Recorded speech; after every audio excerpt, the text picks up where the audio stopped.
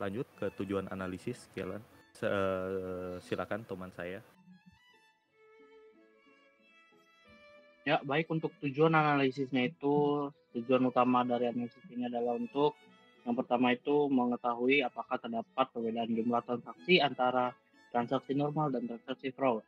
Yang kedua, mengetahui apakah transaksi fraud lebih sering terjadi pada waktu tertentu. Tiga, memberikan insight awal yang bisa membantu perusahaan keuangan dalam mengidentifikasi pola penipuan. Lanjut.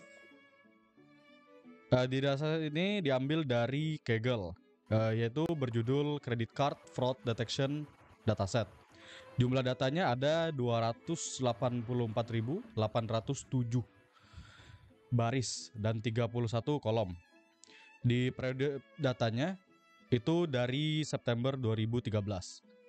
Kolom utama yang digunakan yaitu amount, jumlah nilai transaksi, time, waktu transaksi dalam detik sejak transaksi pertama, dan yang terakhir class, yang mana itu adalah label transaksi yang menunjukkan 0 itu normal dan 1 itu fraud.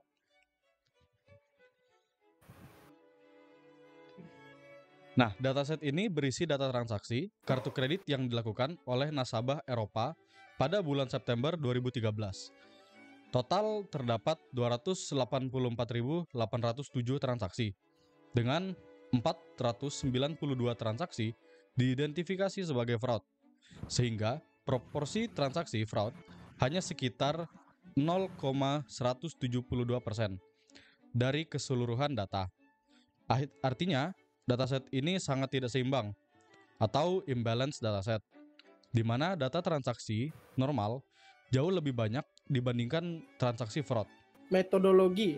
Langkah-langkah analisis dilakukan menggunakan Python, Pandas, Seaborn, atau Matplotlib dengan tahapan sebagai berikut. Yang pertama ada data loading, mengimport dataset besar dari file CSV untuk analisis. Selanjutnya data cleaning, mengecek dan memastikan tidak ada nilai kosong atau missing values. Selanjutnya ada eksplorasi distribusi kelas, menghitung jumlah transaksi normal dan fraud, serta memvisualisasikannya menggunakan count plot. Selanjutnya ada analisis berdasarkan amount, membandingkan nilai transaksi fraud dan normal dengan box plot menggunakan skala log. Selanjutnya ada analisis berdasarkan time, mengubah kolom waktu atau time menjadi format jam, hour, dan menampilkan distribusi transaksi berdasarkan jam untuk fraud dan normal. Dan yang terakhir ada statistik, deskriptif, dan interpretasi, menghitung rata-rata, median, dan pola waktu untuk mendapatkan insight yang lebih jelas. Selanjutnya, hasil analisis dan visualisasi. Hasil analisis dan visualisasi, distribusi kelas. Dataset sangat tidak seimbang.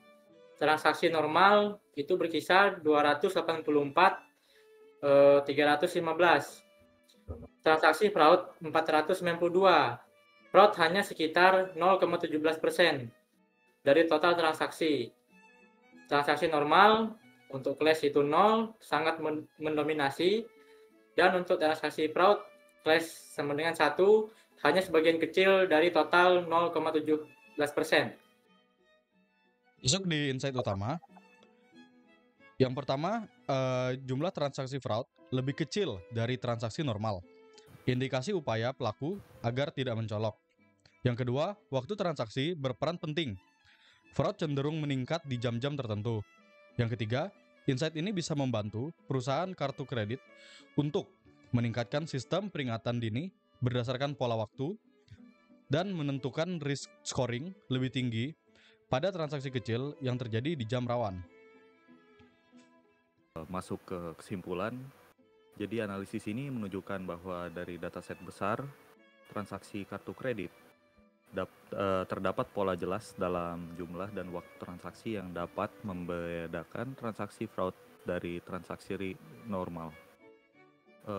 Pendekatan sederhana ini sudah mampu memberikan gambaran awal bagaimana data besar atau big data dapat dimanfaatkan untuk menganalisis perilaku penipuan tanpa perlu langsung menggunakan model machine learning yang kompleks. Sekian dari presentasi kami. Sekian dan terima kasih kami kelompok Data Pionir.